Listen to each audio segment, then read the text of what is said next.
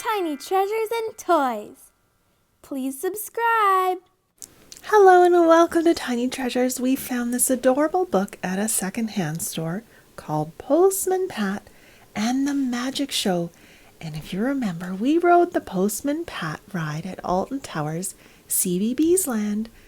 I suggest you take a look at that video. It was a lot of fun. Now let's get started with our story.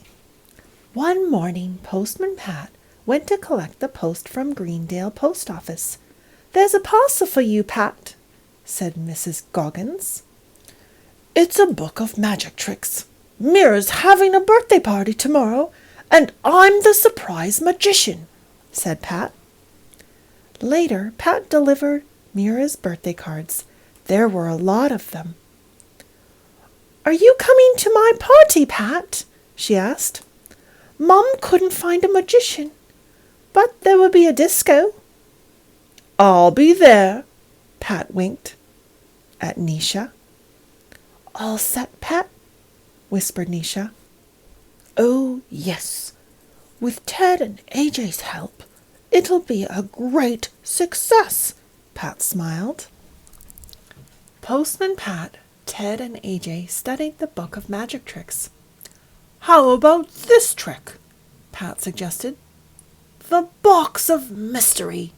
Make your friends disappear right before your eyes."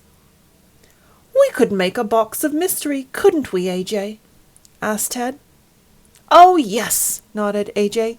"And look, we could do this trick and get Mira to float up in the air with a plank of wood and a lever," chuckled Ted.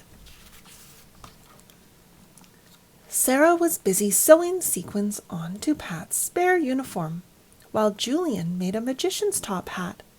Jess wasn't being much help. First, he splattered paint everywhere. Then, Jess jumped onto the table, getting himself covered with glittery stars and moons.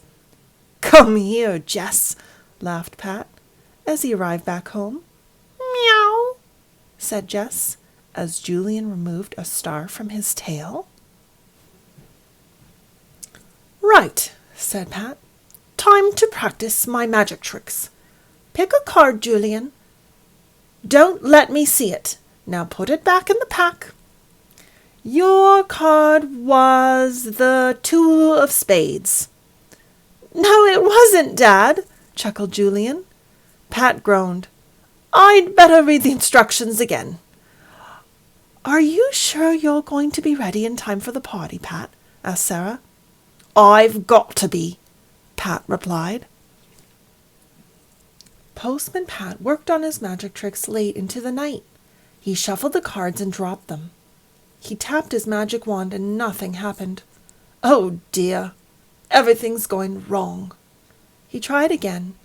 This time he shuffled perfectly, and when he tapped the wand, a bunch of flowers appeared. "Hey, presto!" he said happily. "Now I'd better get some sleep." The next morning, Pat went to see how Ted and AJ were getting on. "Watch this," beamed AJ. Jess clung onto a wood plank as AJ moved the lever, and Jess rose smoothly into the air. "Meow," he purred. "And now the box of mystery," smiled Ted proudly. "Jess can hop in the front and disappear through the swing door at the back." "That's fantastic," admired Pat. "Well done, you two." Mira's party was in full swing at the school hall. Mira and Julian were doing their best disco dancing. "Quiet, everyone," announced AJ. "Please welcome the amazing Patini." The crowd whistled and clapped. "Ladies and gentlemen," said Pat, making a bunch of flowers appear, "I'd like to wish Mira a very happy birthday." "And now for my first trick. Lucy, please pick a card." Julian looked worried as Pat chanted the magic words. "With the magic that I've got, your card will rise to the top," Pat concentrated. "The 9 of diamonds was at your card, Lucy." "Yes!" cried Lucy. Everyone cheered, especially Julian. Then Pat dropped Lucy's card into his top hat, tapped his magic wand, and pulled out Nickel's green rabbit. There was a roar of applause. "For my next trick, I need the birthday girl," said Pat. "Mira, please lie down on the magic carpet." "With this magic you shall fly higher up towards the sky," Pat chanted. There were gasps of astonishment as Mira slowly floated upwards. No one could see AJ operating the lever from behind the curtain. Mira floated gently back to the ground and curtsied to the cheering audience. "Well done," said the amazing Patini. "And for my final trick, I need the assistance of a black and white cat," announced Pat. "Meow," said Jess as he jumped into the box of mystery. Pat shut the curtain and waved his magic wand. "Jess, my cat, my black and white cat, my famous cat that we all know, I command you, Jess, my black and white cat, my black and white cat must go." Pat chanted the magic words. Jess jumped out through the swing door at the back, and Pat and Mira opened the curtain to reveal the empty box. While the audience applauded loudly, Nisha secretly coaxed Jess back into the box with a chicken leg. "Meow!" Jess leapt in to grab the chicken, and then he leapt straight out again without Nisha noticing. "Jess is white, Jess is black, and now I command you, Jess, come back," chanted Pat. But when Pat and Nisha drew back the curtain, there was no Jess. Pat quickly shut the curtain again. "Oh dear, Jess, where are you?" he muttered. There was no sign of Jess anywhere.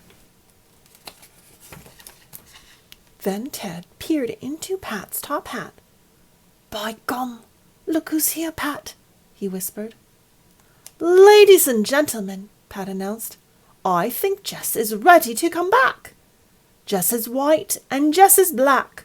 I command you, Jess, come back, come back." Jess leapt from Pat's top hat. "Meow!" "You did it really well, Dad," smiled Julian. "Can you teach me some magic tricks?" "Wow, thanks, Pat," smiled Mira. "You've made my birthday party magic." Everyone clapped as the amazing Patini took a bow. And that's the end of our story. Hope you enjoyed it today. Thank you for coming to Tiny Treasures. Please subscribe to our videos. Goodbye. We sure hope you enjoyed our video today. We're here to ask our fans for some help. Did you know only 15% of our fans have subscribed to Tiny Treasures? So you can help us by pushing the subscribe button and subscribe to our channel. It helps us get recognized by YouTube when we gain subscribers. That way we can continue to make fun learning videos every single day. And for those fans who have already subscribed to our channel, a great big thank you.